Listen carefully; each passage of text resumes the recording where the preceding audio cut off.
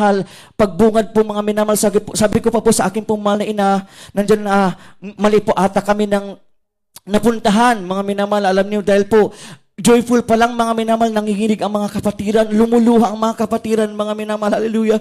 Yun pa lang presensya na ating pong pinakamamahal na Panginoon Jesus, hallelujah.